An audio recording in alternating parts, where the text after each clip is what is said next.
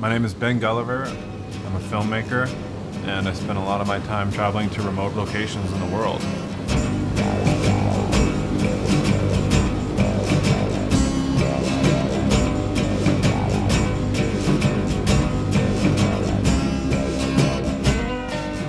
The film that I'm making right now is called The Sea Wolf, and it's really about surf exploration. My goal is to document waves that have rarely been seen.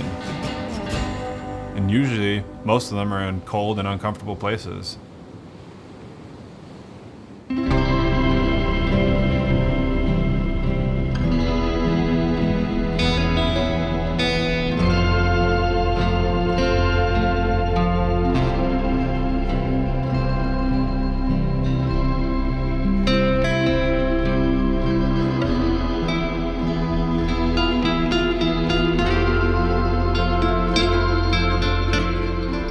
To get good waves in Canada, you need to know where they are, and finding them is pretty much next to impossible, unless you really, really want it.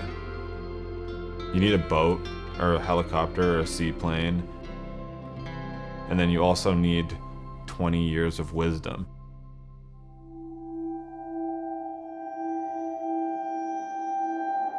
Since I was little, the whole crew of friends and I have been exploring. Even in my own backyard, I mean, there's so much in Clayoquot Sound that I haven't seen. Tofino is the end of the road. That's one of the reasons I like it. The whole point that there's so much unexplored coastline is just that it's inaccessible. We're gonna do a trip about 50K up the coast and just try to make a plan that we can get in and get out.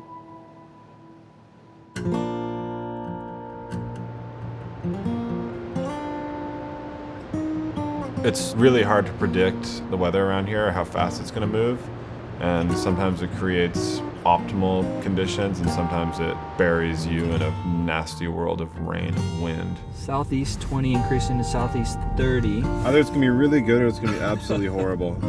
So we are going to a spot north of Tofino.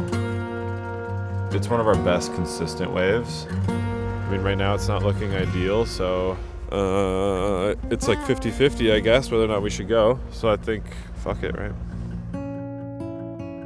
We're gonna bring along Pete DeVries and Noah Cohen, who are Tofino's local pro surfers. And everything's all set. We just have to kind of keep our fingers crossed.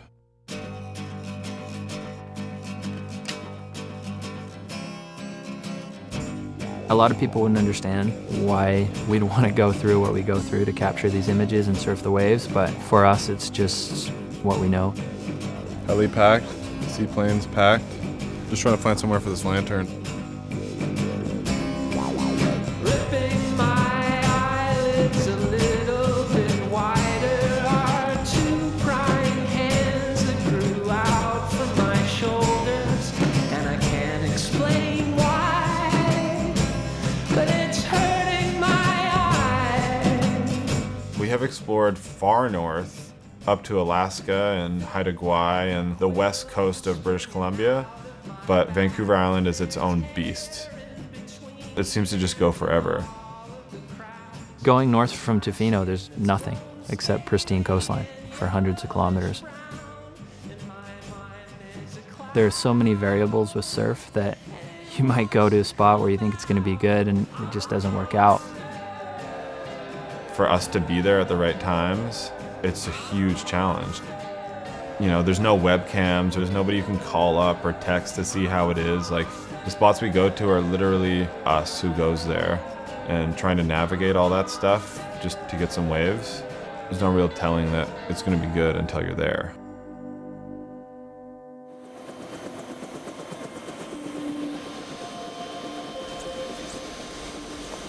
We're here. Step one complete. It's the start of December and it's been a really mild year so far, so it kind of makes it nice to be out and about in it. Winter is the best time for surfing for the Pacific Northwest. That's when all the systems are. So we try to get as much done as we can in the winter. This time of year, the days go by so quick. You gotta surf, you come in, you eat, you go back out, and the day's over, you know? When the waves are good, depending on the tides, you'll get a window of a few hours. So you try to be ready for that. A good wave here is a large right-handed stand-up barrel. That's what we are looking for. That's what we want to film. Proper and clean. At this spot, that is always the goal.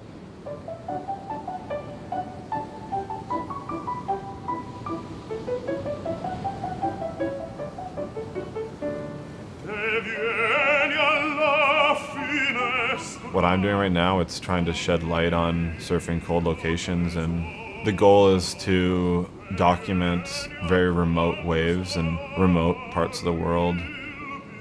Usually most of them are really hard to get, so it's kind of exciting and really fulfilling when you do get those spots, knowing that we might potentially score a place that's never been seen before.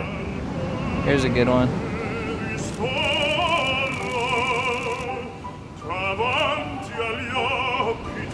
It's our pilot.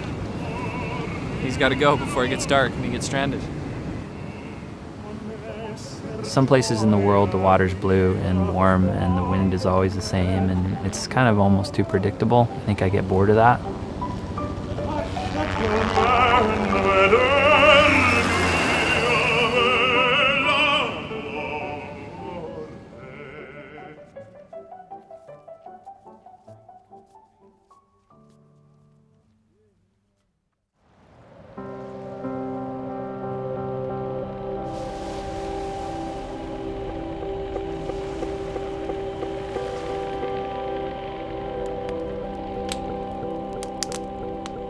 Last night, everything looked really good on paper. It said it was supposed to be blowing 35 to 45 knots, and there's not a breath of wind. It's flat. So we're gonna have to improvise. I wanna try find a basketball net.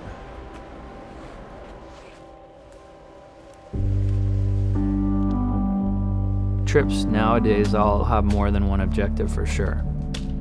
Like, the objective is always to try to score really good waves and get good action photos, but then through social media there's so many companies that are looking for content too, so I always have backups, and I'm shooting all the time. My body of work is more about the journey than about actually successfully scoring waves. I try to just show the photos that I like and experiences that I like.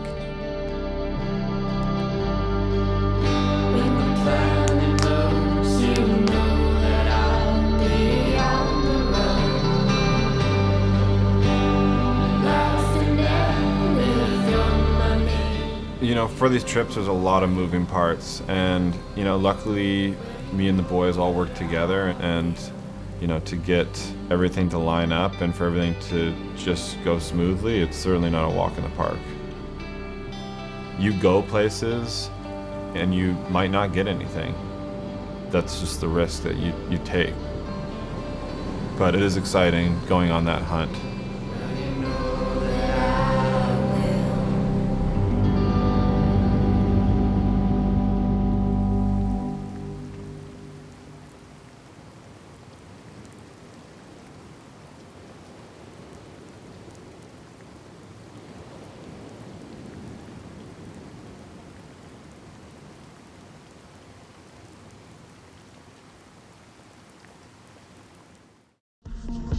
I'm interested in things that are not fashionable, which makes the best and most interesting content in fashion. And if you are in fashion and if you are working as a fashion photographer, I believe you are automatically doing something that is trending right now, which oftentimes becomes a problem, I think. So am I a fashion photographer? I don't know, I think maybe not.